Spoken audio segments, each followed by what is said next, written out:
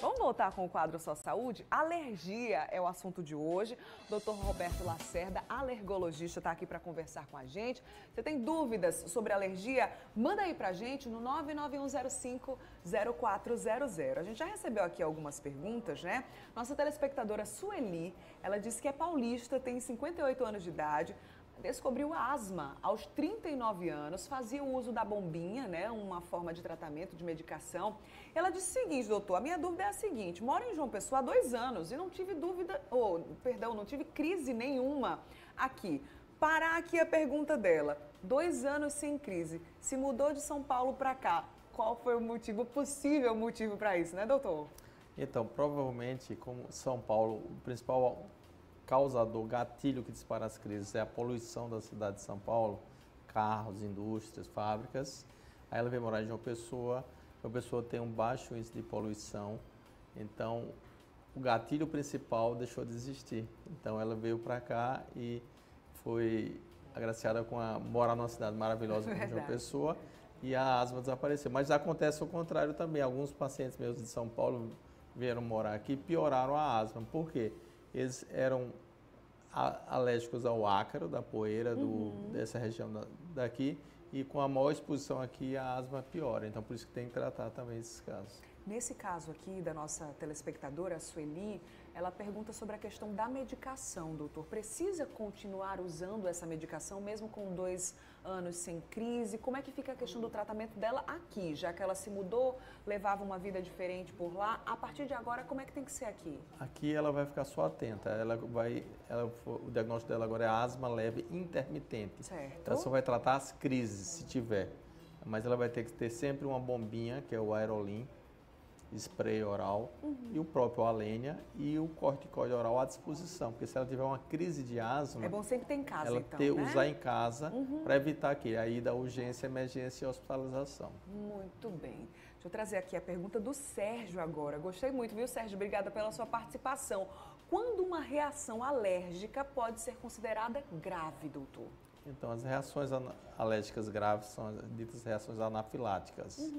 Então, ela pode dar edema de glote, então obstrução de vias aéreas superiores, angioedema, que é o inchaço de língua, lábios, e pode dar uma obstrução de vias aéreas superiores, e pode dar também o choque anafilático, com queda de pressão, desmaio, perda de consciência até a morte, com arritmia e parada cardiorrespiratória.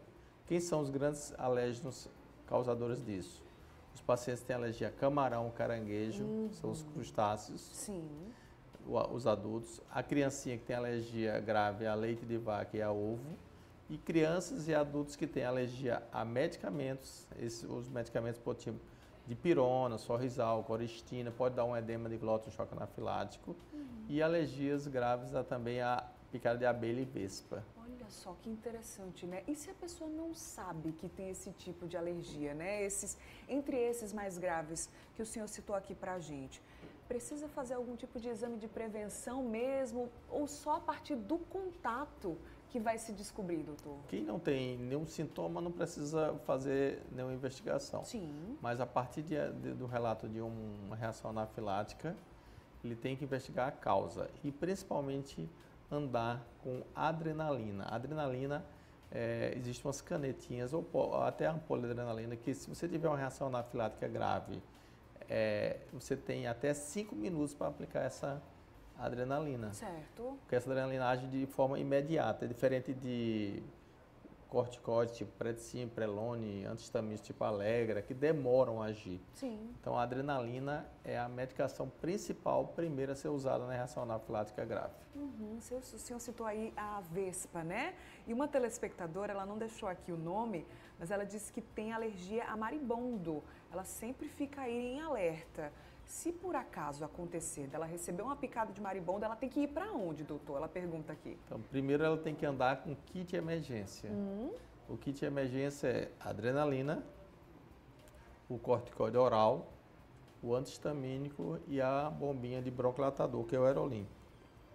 Com essas ferramentas, ela nunca, ou provavelmente nunca mesmo, vai morrer de uma reação anafilática grave. E já trata logo, trata se por logo, acaso imediato. acontecer, Não né? tem que ser rápido. Então, por exemplo, levou uma picada de Maribondo, ela falou. Aí, então ela já, se começar os sintomas, ela aplica adrenalina, engole 2 ou 3 prednisons, 2, 3 alegras e se tiver tosse e falta de ar, usar a bombinha. Com isso ela evita a morte por reação anafilática grave. Muito bem, resposta dada então. Vamos trazer algumas telas de mitos e verdades, já que esse é um assunto que gera muitas dúvidas. Vamos desmistificar algumas informações, tá? Doutor, aqui na tela, ó, o público adulto é mais propenso a alergias. Isso é mito ou verdade? É mito. As crianças são as mais acometidas de alergia, porque o sistema imunológico está em desenvolvimento. Entendi. Elas vão ter uma exposição excessiva a vírus na escolinha, no berçário. Então, uma criança vai pegar um resfriado por semana, em média, hoje. É mesmo? São 200 vírus só do resfriado. Já trazendo conforto, alívio para os pais com essa informação, porque todo mundo fica preocupado, né, doutor? Isso. Então, aquela criança que fica sofrendo no berçário, na escola, de crise de tosse, chiado, cansaço, uso de antibiótico frequente, corticóide frequente, amidalite, sinusite de repetição, são as crianças alérgicas, Sim. que o gatilho principal são os vírus, que não estão fazendo a prevenção. Prevenção é qualidade de vida para a família e para a criança. Muito bem. Mais uma tela, mito ou verdade? Solta aí para a gente ver.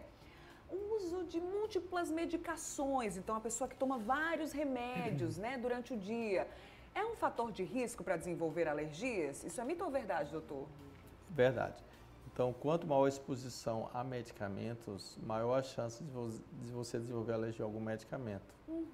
Aí, dentre esses medicamentos, a aspirina, os anti-inflamatórios, a dipirona, antibióticos.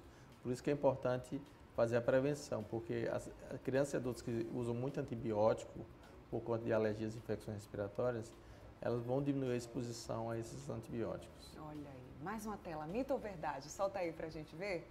As mudanças climáticas aumentam casos de alergia, o que a gente está vivendo agora, né? Um dia de muita chuva, outro dia de muito calor, muito sol. Essa alteração climática aumenta casos de alergia, doutor? Mito ou verdade? Verdade. Então, hoje 30% da população tem alergia. A estimativa que vai aumentar para 50%. Nossa. E um dos fatores é aí a mudança climática que está tendo no mundo.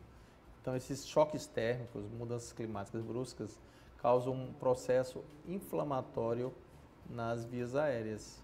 Aí funciona como um gatilho para disparar essas crises de rinite, sinusite e asma. Muito bem. Mais uma tela aqui pra gente. Mito ou verdade? Enche tela aí pra gente ver. Tem aí?